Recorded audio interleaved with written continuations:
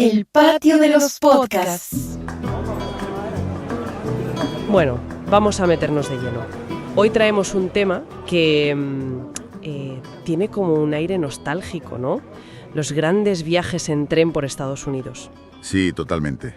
Las fuentes que hemos analizado hablan de un resurgir, de una especie de rebelión silenciosa contra la prisa. Exacto, una búsqueda de algo más que ir del punto A al punto B. Y es que no se trata solo de evitar el caos de los aeropuertos, que también. Lo que revelan estos artículos es un deseo de reconectar con el paisaje a otra velocidad, de entender las distancias. Claro, es que se está redescubriendo que el viaje en sí puede ser tan importante o más que el propio destino. Es pasar de la eficiencia pura y dura a la experiencia. Eso es. Y nuestra misión hoy es precisamente esa, destilar la esencia de dos artículos excelentes que exploran las rutas más espectaculares. Queremos entender no solo cuáles son, sino qué tipo de viaje ofrece cada una. Y aquí es donde la cosa se pone fascinante, porque las fuentes nos dibujan dos filosofías de viaje muy distintas. ¿Ah, sí? Por un lado, están las odiseas transcontinentales, esos viajes de varios días que son, pues, como cruceros terrestres.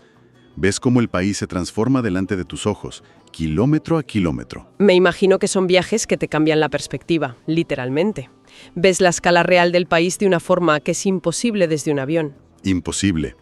Pero por otro lado, las fuentes destacan unas joyas más concentradas. Trayectos de unas pocas horas, a menudo en trenes de vapor históricos, que no te llevan a un destino sino a una época. ¡Ostras, qué bueno eso! Son experiencias inmersivas, casi teatrales. Así que hoy vamos a explorar lo mejor de ambos mundos, desde la inmensidad del paisaje americano hasta la intimidad de un viaje en el tiempo. Perfecto. Pues empecemos por la que una de las fuentes describe como la joya de la corona de Amtrak, el California Zephyr. Solo el nombre ya suena aventura. Suena western, totalmente. Es la ruta más larga y sí, seguramente la más emblemática. Va de Chicago a Emeryville, que está a las puertas de San Francisco. Y hablamos de 52 horas. 52 horas y casi 4.000 kilómetros. Es una travesía en toda regla. Una barbaridad. Y lo que la hace legendaria es la secuencia de paisajes. ¿No es un escenario monótono? Para nada. Es como un drama en 3 actos. Empiezas en las llanuras del Medio Oeste, luego llega el clímax, el ascenso brutal a través de las montañas rocosas y el desenlace espectacular cruzando el desierto de Utah y la Sierra Nevada para llegar a California. Y en las notas hay un detalle que me ha parecido increíble, algo que eleva el viaje por completo. A ver. Entre Reno y Sacramento, en pleno corazón de la Sierra Nevada, suben al tren guías voluntarios del Museo del Ferrocarril del Estado de California. Fíjate qué bueno. O sea, no es solo ver montañas por la ventanilla, es que alguien te está contando la historia de los pioneros, de la fiebre del oro, de la proeza de ingeniería que fue construir esa vía. Claro, convierte un paisaje majestuoso en una historia viva. De repente no solo ves un cañón, sino que entiendes el desafío que supuso para los constructores del siglo XIX. Es un valor añadido incalculable. Desde luego. Y hablando de optimizar la experiencia, las fuentes dan un consejo muy práctico. Ah, sí. Recomendar reservar el billete en dirección oeste. Hacia el oeste. ¿Por algo en particular? Por la luz. El horario está calculado para que el tramo más espectacular de las rocosas te pille con la mejor luz del día, la de la mañana y el mediodía. Un pequeño truco de planificación que te cambia las fotos y el recuerdo. ¡Qué buen dato! Bueno, si el Zephyr es la columna vertebral que cruza el centro del país, las fuentes nos presentan a su hermano del norte, el Empire Builder. Sí, también sale de Chicago, pero este se va hacia el noroeste y de hecho se bifurca al final para llegar a Seattle o a Portland. La promesa aquí es distinta, ¿verdad? Es menos historia del oeste y más naturaleza salvaje. Totalmente. Este es el tren para los amantes de los documentales de naturaleza. Después de cruzar las llanuras de Dakota del Norte, donde sientes la inmensidad, el tren se adentra en el Parque Nacional de los Glaciares, en Montana. Y aquí es donde todo el mundo se pega a las ventanas del vagón panorámico, ¿no? Aquí es donde pasa la magia, sí. Las fuentes hablan de avistamientos casi garantizados de águilas calvas, alces, incluso osos. El tren, de hecho, reduce la velocidad en puntos clave. Es como un safari sobre raíles. ¡Qué pasada! Y luego, para los que van a Portland, el tramo final recorre la garganta del río Columbia, un cañón fluvial gigantesco flanqueado por docenas de cascadas. Es un espectáculo de agua y roca. Y para completar este trío de grandes travesías, nos vamos al sur profundo con el Sunset Limited. Uf, el del sur. Este conecta Los Ángeles con Nueva Orleans. El contraste aquí debe ser brutal. Pasas del paisaje desértico de Arizona, con los cactus saguaro que parecen sacados de una peli de John Ford, Sí, total. a los pantanos casi prehistóricos de Luisiana. Es un viaje a través de ecosistemas, pero también de culturas. El cambio es progresivo, pero implacable. El aire se vuelve más húmedo, la vegetación más densa. La música que te imaginas en la cabeza cambia de western a jazz. Exactamente. Y hay una novedad que las fuentes destacan para 2025. El servicio se ha ampliado hasta Mobile, en Alabama. Y no es un detalle menor. Reconecta una ruta histórica que llevaba 20 años cortada, devolviendo al tren una parte de su antiguo esplendor en el sur. Hemos hablado de estas rutas masivas que son casi como cruceros terrestres. Pero las fuentes también apuntan a algo completamente distinto, ¿verdad? Viajes que no se miden en miles de kilómetros, sino en la intensidad de las vistas en una región. Y ahí la costa del Pacífico parece la protagonista. Sin duda. La ruta estrella es el Coast Starlight, que une Seattle y Los Ángeles. 35 horas, que no está mal. Sigue siendo un viaje considerable. Sí, pero con un enfoque temático muy claro. El Océano Pacífico. Este tren es famoso por ofrecer un asiento en primera fila al borde del continente.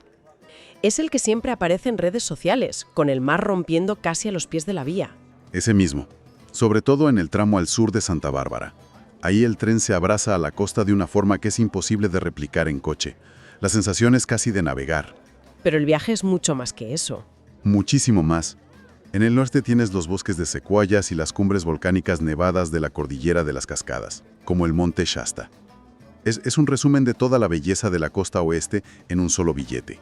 Y junto a este gigante, las notas mencionan a su hermano pequeño, el Pacific Surfliner. Me parece interesante porque representa un concepto distinto, ¿no? Sí, es otra cosa. Es una ruta más corta, de San Luis Obispo a San Diego. Comparte el tramo más espectacular de la costa con el Starlight. Pero su función es diferente. Su función es radicalmente diferente. El Surfliner es el tren de la vida californiana. Tiene muchas más frecuencias, es más asequible y te deja en los pueblecitos de surf, en las grandes ciudades. Menos turístico y más una arteria de transporte local, por así decirlo. Exacto. Lo usan estudiantes, gente que va a la playa, trabajadores. Te da una visión más auténtica de la región. Entiendo. Uno es para el viajero que quiere ver la costa y el otro para el que quiere vivir la costa. Justo. Y el dato final es fascinante. Desde la última parada en San Isidro, puedes cruzar la frontera a pie y estás en Tijuana. El viaje termina con la posibilidad de empezar otro. En otro país. Lo que nos lleva a otro cambio de concepto. Hemos pasado de los lienzos continentales a los retratos regionales. Pues sí. Ahora las fuentes nos invitan a subirnos literalmente a una máquina del tiempo. Salimos de la red de Amtrak y entramos en el mundo de los ferrocarriles históricos. Aquí es donde la experiencia se vuelve multisensorial, ¿no? Ya no se trata solo de ver, sino de oler el humo, sentir el traqueteo de un vagón de hace 140 años. Totalmente. Empecemos por el Durango en Silverton, en Colorado, que parece el arquetipo de tren del lejano oeste. Lo es. Es un tren de vapor de la década de 1880 que sigue funcionando en su vía original. Se construyó para transportar plata y oro de las minas de las montañas de San Juan. Y hoy transporta viajeros. Hoy transporta viajeros, pero el viaje es igual de vertiginoso. El tren serpentea por un estrecho saliente excavado en la pared de un cañón, con el río Ánimas cientos de metros más abajo. Las fotos dan auténtico vértigo. Y entiendo que el destino es tan importante como el trayecto. El tren te deja un par de horas en Silverton. Sí, un pueblo minero que parece congelado en el tiempo a casi 3.000 metros de altitud. Lo que vemos aquí es un cambio de mentalidad. No se viaja para llegar a Silverton, se viaja para sentir lo que era llegar a Silverton en 1880. Exacto, la historia es la atracción principal. Y por eso la recomendación de las fuentes es clave, elegir los vagones góndola abiertos. Para las fotos, imagino. No solo para evitar los reflejos, sino para sentir el viento, el calor de la locomotora y escuchar el eco del silbato en el cañón. Es inmersión total. Y esta idea de la historia industrial como atracción la encontramos también en la otra punta del país, en Virginia Occidental, con el Cass Scenic Railroad. Sí, pero aquí la historia no es de minería, sino de explotación maderera. Y eso lo cambia todo. Cambia la maquinaria y el paisaje. Los vagones son antiguas plataformas madereras restauradas. y la locomotora es una Shay, un tipo de locomotora de vapor con engranajes diseñada para subir las pendientes increíblemente empinadas de los Apalaches. ¿Y hasta dónde sube? Sube hasta Val d'Nov, el tercer pico más alto del estado. Las vistas son de un mar de árboles hasta donde alcanza la vista. Entonces, la lógica es la misma que en Silverton. El tren recrea un ecosistema histórico. El pueblo de Cass también será parte de la experiencia. Es la clave. Cass era una company town, una ciudad construida por y para la compañía maderera en 1901. La tienda general original sigue funcionando, las casas de los trabajadores se pueden alquilar. Es como entrar en un museo vivo. Pues sí. Según una de las fuentes, puedes tomarte un helado en la misma tienda donde los madereros compraban sus provisiones hace un siglo. Es un viaje en el tiempo. Y hay un tercer tren en esta categoría que no podemos dejar fuera, el Cumbres and Toltec, que cruza la frontera entre Colorado y Nuevo México. Este tiene una hora casi cinematográfica. Casi. Bueno, la tiene, literalmente. Ha aparecido en docenas de películas. La más famosa es Indiana Jones y la última cruzada. Claro. Los directores lo eligen porque es increíblemente auténtico y el paisaje es épico. Sube hasta el paso de Cumbres a más de 3.000 metros y cruza la garganta de Toltec. Es espectacular. Y la recomendación vuelve a ser la misma. La misma, sensorial. Viaja en el vagón góndola para sentir el sol y oler el humo de la locomotora. Bueno, hemos viajado por el espacio y por el tiempo, pero las fuentes nos guardan una última categoría. Trenes cuyo atractivo es una experiencia temática muy concreta. Ya no es el paisaje en general ni la historia, sino un evento. Sí, y el mejor ejemplo es el Adirondack. Esta ruta de Nueva York a Montreal es bonita todo el año, bordeando el río Hudson y el lago Champlain. Pero durante 3 semanas se convierte en una de las más famosas del mundo. Todo el viaje está diseñado alrededor de un único evento natural, el follaje otoñal. El famoso fall foliage de la costa este. Exacto. Está considerado un peregrinaje para ver los colores del otoño. Las fuentes lo describen como algo tan vibrante que parece el decorado de una película. Y hay que ir en el momento justo, claro. Muy preciso. De finales de septiembre a mediados de octubre. El viaje en sí se convierte en una carrera contra el tiempo para capturar esa belleza efímera. ¡Qué curioso! Y en el extremo opuesto del espectáculo natural pasamos al lujo y la gastronomía con el Napa Valley Wine Train. Uf, esto es otra liga. Aquí el paisaje de viñedos es casi una excusa, ¿no? Es el telón de fondo para una obra distinta. El viaje es corto, apenas 58 kilómetros de ida y vuelta. Nadie sube a este tren para llegar a ningún sitio. ¿Se sube para estar en el tren? Exacto. La experiencia es viajar en vagones Pullman de principios del siglo XX, restaurados con un lujo exquisito, mientras disfrutas de una comida gourmet maridada con los vinos del valle que ves por la ventanilla. O sea, el tren no te lleva a un destino. El tren es el destino. Se convierte en un restaurante de lujo en movimiento, una cápsula de opulencia. Y lo llevan al extremo, creo. Sí. Organizan eventos temáticos como trenes de misterio y asesinato, ambientados en los años 20, donde los pasajeros van disfrazados. Ya no es solo un viaje, es una performance. Entonces, después de este recorrido, ¿qué nos queda? Por un lado están esos viajes monumentales como el Zephyr o el Empire Builder, Que son una meditación en movimiento. Te obligan a bajar el ritmo y a asimilar la inmensidad del país. Son viajes que te miden contra el paisaje. Te hacen sentir pequeña, en el buen sentido. Exacto. Y por otro tenemos estas experiencias intensas y breves, como el Durango and Silverton o el Wine Train. Son como una inyección concentrada de historia, de lujo o de belleza. No buscan la amplitud, sino la profundidad en un tema muy concreto. Es elegir entre el lienzo panorámico o el primer plano detallado. La elección depende de cómo quieres que el viaje te transforme. Justo. Y esta nos lleva a una última reflexión que las fuentes sugieren pero no exploran del todo. A ver, Se centran mucho, como es lógico, en lo que se ve por la ventanilla.